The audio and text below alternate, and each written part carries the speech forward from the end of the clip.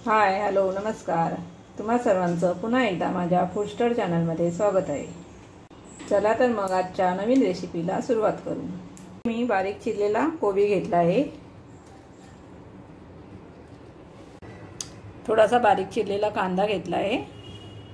आता याच्यामध्ये Chinese save घेतले आहे। आता याच्यामध्ये शेजवान चटणी घ्यायची आहे, जशी आपल्याला लागेल त्या प्रमाणात। इथे मी 2 चमचे घेणार आहे शेजवान चटणी।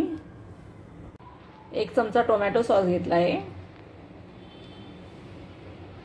आता याच्यामध्ये थोडंसं मीठ टाकायचं आहे।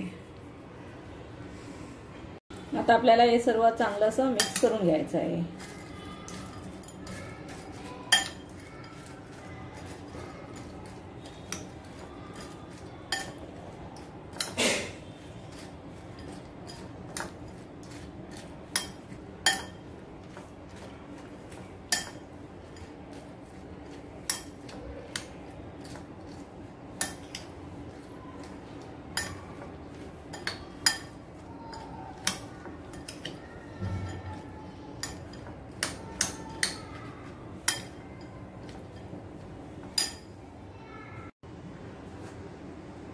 थोडीशी कोथिंबीर टाकायची।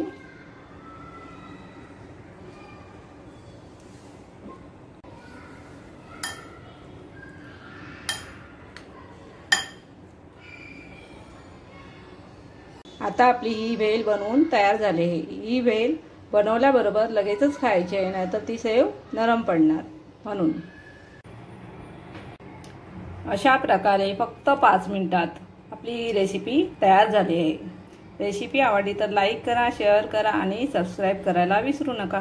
चला तर मग भेटू नेक्स्ट व्हिडिओमध्ये। तोपर्यंत बाय बाय।